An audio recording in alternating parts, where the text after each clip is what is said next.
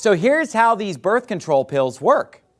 The combination pill works according to two mechanisms. There's a primary mechanism, and then there's a backup mechanism, okay? The primary mechanism is to stop a woman from ovulating. She does not release an egg, therefore no pregnancy can occur.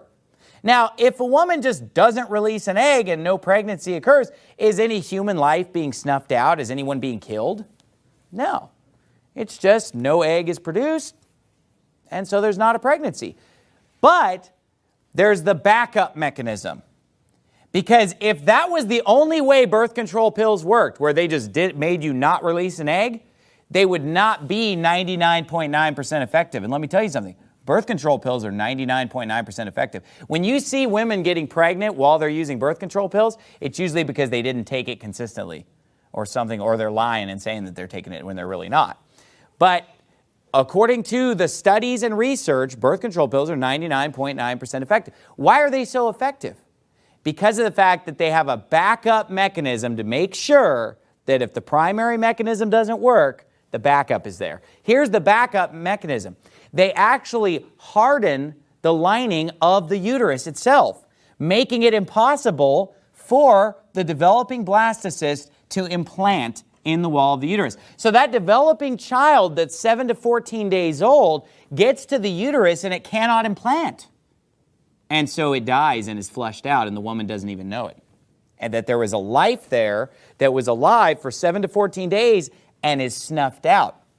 You say, well, how often is this happening? Well, it depends on what type of pill is being taken. The most common pill, the popular pill, is the combination pill, which is estrogen and progestin combination. Breakthrough ovulation, which is when an egg is released, even though you're taking the birth control pill, occurs 5 to 60% of the time, okay? Let me get out my figures to make sure that I've got all this right here. 5 to 60% of the time, breakthrough ovulation can occur. Now, it's different with different types of pills, but for the basic combination pill, 5 to 60% of the time. So just to put it in perspective, even if we were to use the most conservative number there, that 5% of the time an egg is being released, a woman can get pregnant, and basically that child's going to die, it would be happening every 2 years. And the average woman is on these birth control pills for 3 decades. That's what the statistics show, that they use them for decades. Okay, but if you go with the 60% figure, this could be happening every other month, if you think about it.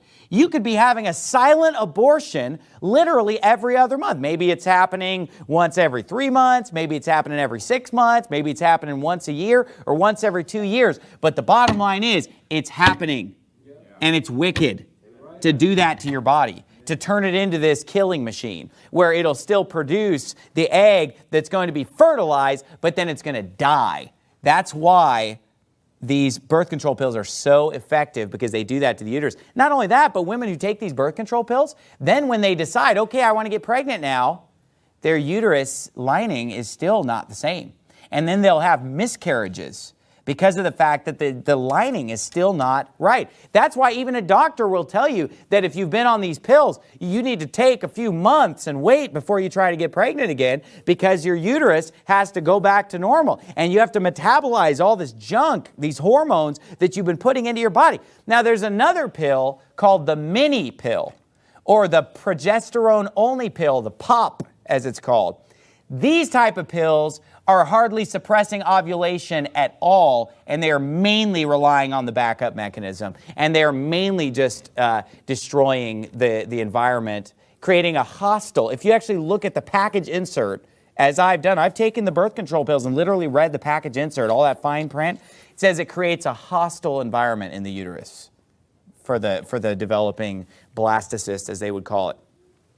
So these mini pills, or progestin-only pills, are actually doing this even more often, constantly. Could be every other month that this is happening when you're on these type of pills. Same thing with the Depo-Provera patch, the Depo-Provera shots. Any hormonal birth control method is an abortifacient that is causing you to have a silent abortion some percentage of the time. And we as Christians should just reject it outright as being manslaughter or murder to take these type of pills, knowing what they're doing to your body and knowing what they're doing to your children.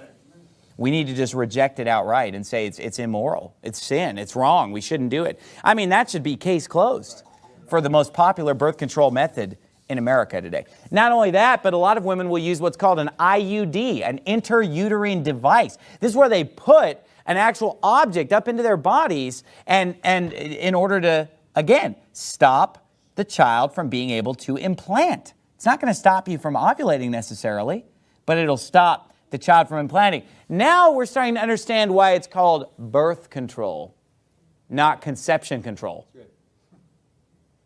It's not necessarily stopping you from conceiving, it's stopping you from giving birth. Doesn't mean that a life's not going to be created, it's just going to die. It's not going to be born.